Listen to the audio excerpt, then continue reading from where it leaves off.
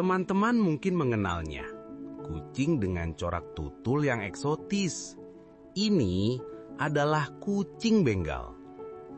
Tahukah teman-teman, bagaimana kucing rumah yang anggun ini memiliki garis keturunan kucing hutan atau biasa disebut dalam bahasa Inggrisnya Asian Leopard Cat? Di video ini, kita akan mengungkap secara mendalam proses biologi, tantangan etika, dan tahapan legal yang diperlukan untuk menciptakan kucing ras Bengal yang kita kenal sekarang. Ini bukan sekadar kawin silang biasa. Sebelum kita mulai, jangan lupa untuk subscribe dan like video ini. Karena di channel ini, saya akan memandu Anda memahami sejarah dan ilmu di balik salah satu ras kucing paling memukau di dunia. Siap? Let's go! Ayo kita mulai. Peringatan penting. Perlu diingat, proses ini hanya boleh dilakukan oleh peternak profesional atau pengalaman dan berlisensi dengan izin dari otoritas satwa liar setempat. Ini semua demi kesejahteraan kucing hutan atau Asian Leopard Cat dan keturunannya, agar terhindar dari manusia yang breeding secara tidak bertanggung jawab. Semua bermula dari kucing hutan atau dengan sebutan bahasa Inggrisnya sebagai Asian Leopard Cat atau ALC, dengan nama latin Prionilurus bengalensis. Kucing hutan liar bukan peliharaan. Untuk mendapatkan Bengal, kita harus mengawinkan ALC dengan kucing domestik.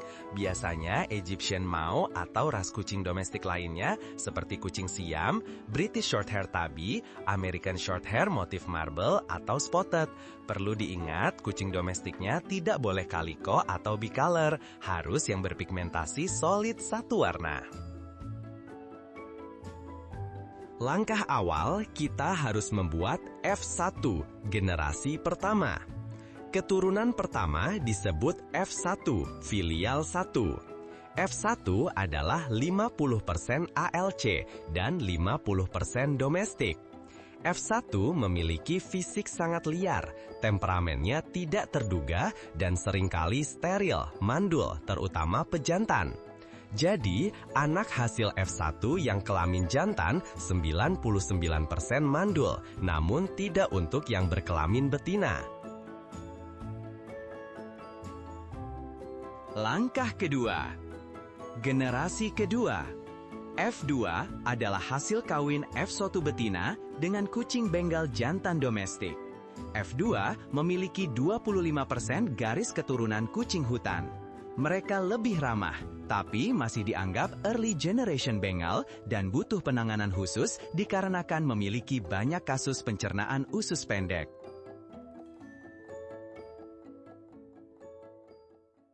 Langkah ketiga, F3, generasi ketiga. F3 adalah hasil kawin F2 betina dengan Bengal jantan domestik.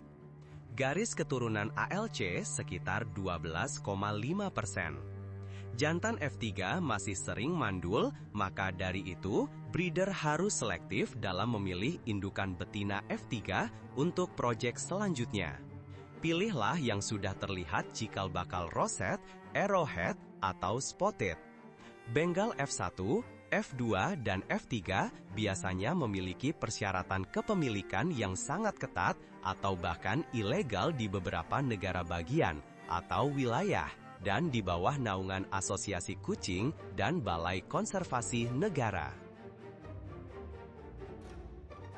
Langkah terakhir. Sebelum masuk ke segmen langkah terakhir, aku mengingatkan bagi yang belum subscribe, ayo segera subscribe. Agar aku semangat untuk membuat video edukasi tentang rahasia cetakan aneka warna atau morph kucing Bengal di video selanjutnya. Oke, kita lanjut kembali ke topik. Membuat F4 atau generasi keempat. Ini adalah generasi kunci. F4 adalah keturunan pertama yang sering dinobatkan sebagai kucing domestik secara hukum internasional dan dianggap aman untuk pemeliharaan umum. Ini adalah Bengal yang kita lihat di pameran maupun yang beredar di cattery seluruh dunia. Sebuah mahakaya ilmiah Rekayasa genetika yang sangat menakjubkan menggait banyak organisasi, serta para ahli genetika saat membuatnya, dan kita harus mengapresiasi kerja keras mereka yang menghabiskan 30 tahun lebih dalam breeding selektif. Sedikit curhat ya. Mimin heran kepada makelar warga Konoha dan ilfil ketika membaca postingan calon adopter yang nawar A5, A10, atau A20. Sempat berpikir kalau sosok yang posting itu pasti bukan manusia, tapi alien Wakanda, sebab mikirnya pakai fantat.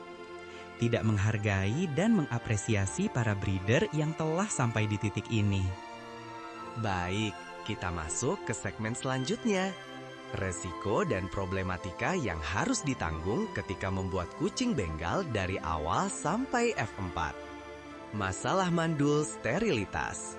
Salah satu kendala terbesar adalah infertilitas. Pejantan F1, F2, dan F3 hampir selalu mandul. Ini dikenal sebagai hybrid sterility. Artinya, peternak harus terus bekerja menggunakan betina dari generasi awal untuk memajukan ras. Inilah yang menguras waktu, tenaga dalam berdedikasi, serta menjadi alasan mengapa biaya adopsinya bisa sangat mahal. Banyak orang awam yang tidak ingin tahu menau pahit getirnya para breeder berlisensi yang menggait banyak organisasi dalam mengembangbiakan kucing Bengal. Selanjutnya adalah pola pattern. Tujuan utama adalah mendapatkan pola yang disebut rosettes. Ini bukan sekedar titik, tapi lingkaran terbuka atau tertutup dengan warna gelap di tengahnya. Arti rosette itu sendiri berasal dari kata ros dalam bahasa Indonesia, yakni mawar, seperti bunga mawar mekar yang dimiliki pada badan macan tutul. Ini adalah gen resesif yang sulit dipertahankan. Kita sering lihat di cattery atau toko hewan, kucing Bengal pola rosettenya terlalu barbar, besar segede gaban. Itu biasa terjadi dari perkawinan kucing Bengal yang sudah memiliki pola rosette besar, lalu dikawinkan dengan Bengal yang sama-sama memiliki pola rosette besar. Seharusnya untuk menjaga agar pola rosette stabil, salah satu indukannya kita pilih yang memiliki pola spot atau arrowhead, agar meminimalisir hasil anakan Bengal pola rosettenya buyar. Ini bukan soal minat pasar, tapi please lah jadilah breeder yang beretika. Dan jangan duit mulu yang dikejar, utamakan kualitas genetik dalam breed. Oke guys ya. Segmen selanjutnya adalah Etika dan Kesejahteraan LLC. Mengapa ini harus dilakukan oleh profesional? Karena melibatkan pembiakan LLC, spesies liar yang harus diternakan di lingkungan yang sesuai dan tidak boleh ditangkap dari alam liar. Selanjutnya, legalitas kepemilikan. Terkhusus di Indonesia, kepemilikan Bengal F1 hingga F2 bisa saja melanggar Undang-Undang Perlindungan Satwa Liar karena dianggap masih memiliki sifat liar yang signifikan. Maka dari itu, sebelum breed, selalu cek peraturan setempat, bahkan untuk F3 seterusnya.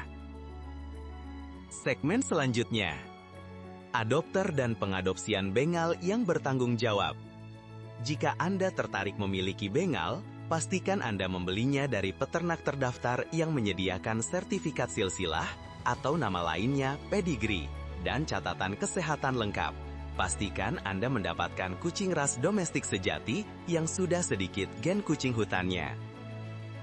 Kesimpulan, jadi kucing Bengal adalah mahakarya biologi.